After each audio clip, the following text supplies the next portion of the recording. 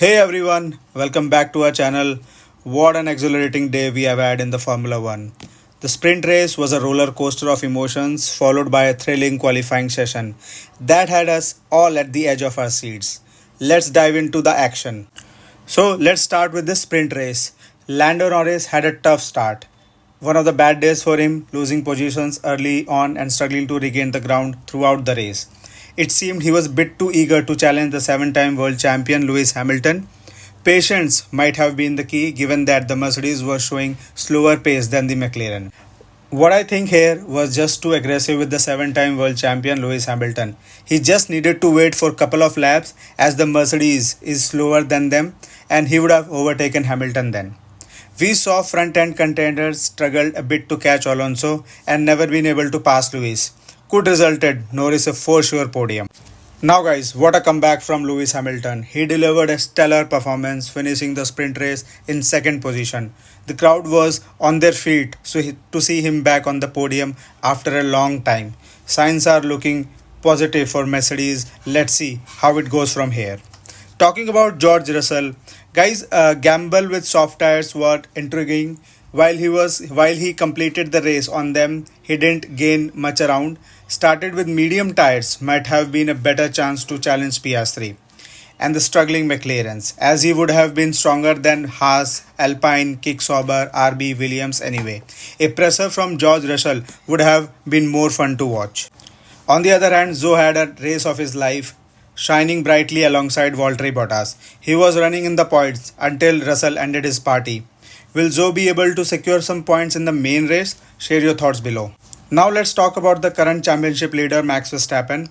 He had his fair share of struggles, almost losing out to Sainz in the early phase of race.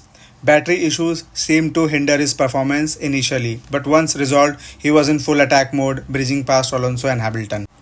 Now coming to prancing horse, Ferrari's performance was a bit underwhelming. They missed out on potential podium position. And I think P2 and P3 they could have taken easily here.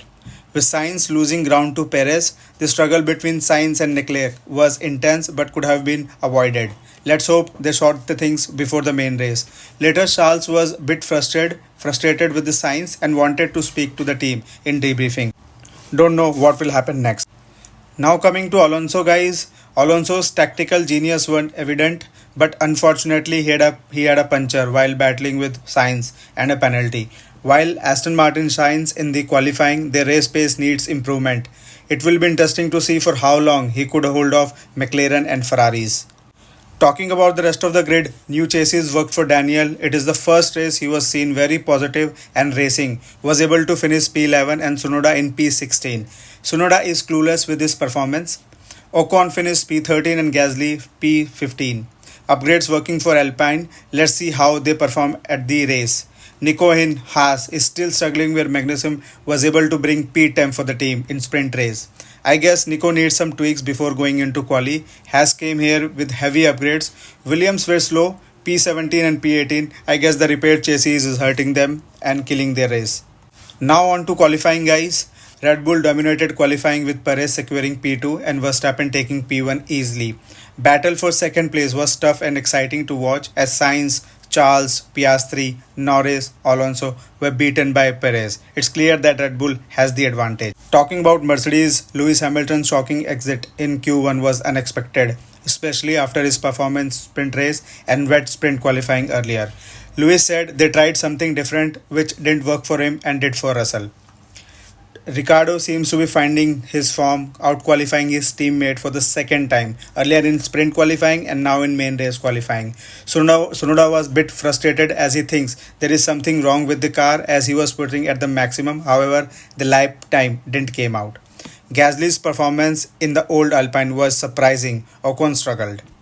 Talking about Haas, Magnussen's P10 was a pleasant surprise for Haas in the sprint race, but Nico made some gain as he entered Q3 in qualifying. I think team has found something in the car for him. Meanwhile, Kevin struggled in the quali. Updates working for Haas. Bit too early to say. Clear picture will be after the race.